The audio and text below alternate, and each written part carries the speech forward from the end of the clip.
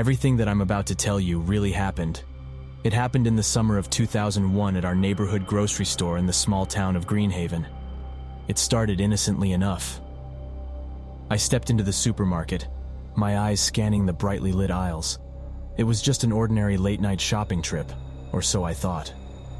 As I reached for a cart, a shiver ran down my spine. Something felt off. I dismissed it as mere paranoia and pushed the cart forward, my footsteps echoing through the empty store. As I browsed the shelves, the feeling intensified. A prickling sensation at the back of my neck. I looked around, expecting to see someone watching me, but the aisles were empty. The store was eerily silent. I decided to ignore my unease and continued shopping. But then, out of the corner of my eye, I caught a glimpse of a dark figure darting behind a shelf. My heart skipped a beat. Who was that? What were they doing? Fear gnawed at my insides as I quickened my pace, grabbing items hurriedly. The air grew heavy, suffocating, as if something ominous loomed over me. I needed to leave, to escape the growing sense of dread. But as I turned toward the exit, a blood-curdling scream tore through the silence. It echoed through the store, sending chills down my spine. Panic gripped me as I realized I was not alone in the store. I darted down the nearest aisle, desperately searching for a way out. The fluorescent lights flickered ominously, casting eerie shadows that danced along the walls. I could hear footsteps behind me, quickening in pace. Someone was chasing me. Heart pounding, I raced through the maze of aisles, knocking over displays in my frantic pursuit of safety. The store seemed to stretch endlessly, each turn leading to another labyrinth of products and darkness. As I turned the corner, a scene straight out of a nightmare froze me in my tracks. A lifeless body lay sprawled on the floor, a grotesque pool of crimson spreading around it. The metallic scent of blood filled the air, mingling with the overwhelming sense of dread that clung to my every breath. Laughter rang through the air, sending shivers down my spine. It was a chilling, maniacal sound that seemed to come from the depths of madness. I couldn't let it consume me. I had to keep moving. But no matter how fast I ran, the killer was always just a step behind. I could feel their presence, a malevolent force closing in. With a burst of adrenaline, I dove into a storage room, slamming the door shut behind me. The room was dimly lit, shelves lined with supplies. I crouched in a corner, breathless, listening for any sign of the killer's approach.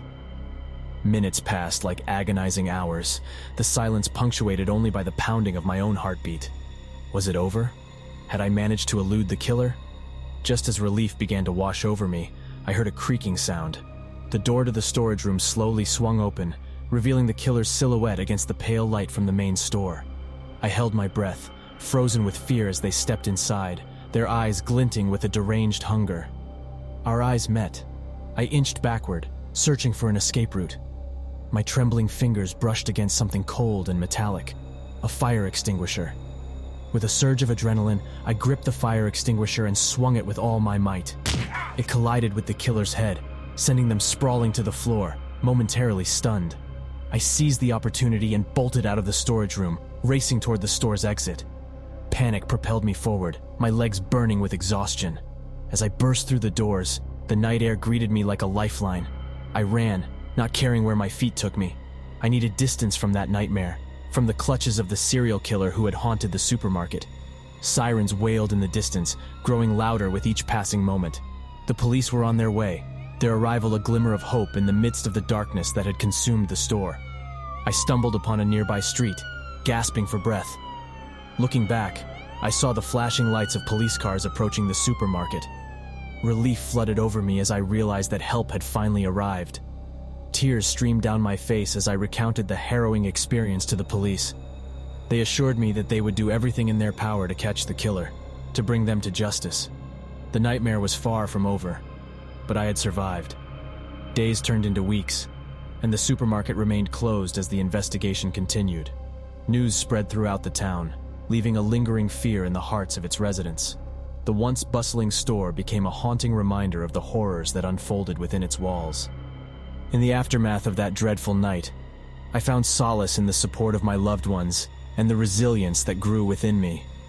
The experience had changed me, forged a strength I never knew I possessed.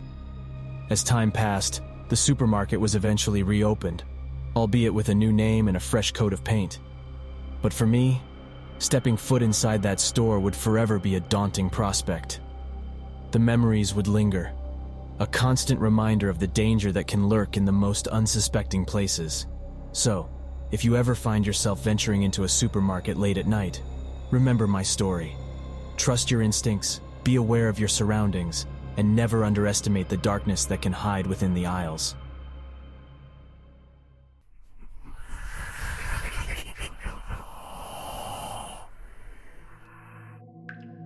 "Bobby, when are you gonna fix that goddamn leak?" asked Paul, staring at the persistent drip-drop of water from the ceiling onto the grocery store floor. Bobby, the owner of Marley's Market, shrugged. "I've been meaning to get around to it," he said, not looking up from the pile of bills he was sorting. Paul frowned. Working the night shift at Marley's was not glamorous, but it paid the bills. He and his co-worker Annie were usually left alone to restock the shelves and tidy up the store after it closed.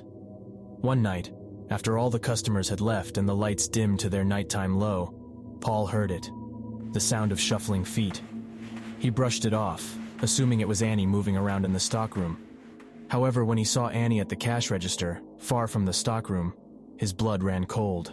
The shuffling sound came again, louder this time. "Did you hear that, Annie?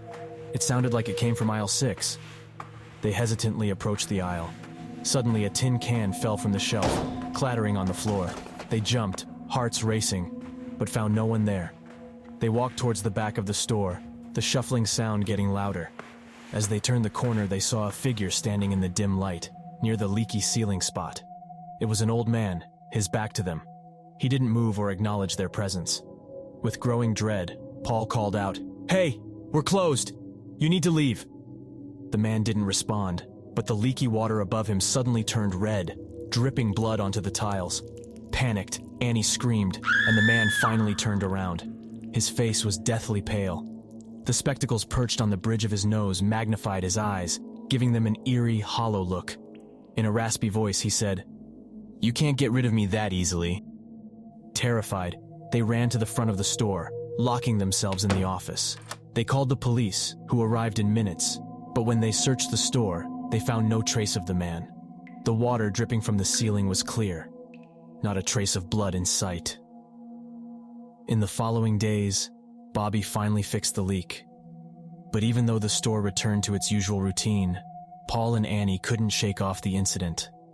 The once familiar aisles now felt menacing, and the image of the old man with blood streaming down his face haunted their dreams. The grocery store was just an ordinary place in the small town of Mayford, but to Paul and Annie, it was a reminder of a horrifying encounter that blurred the line between the natural and supernatural. To this day, they can't shake off the chilling memory of the man's words. "You can't get rid of me that easily."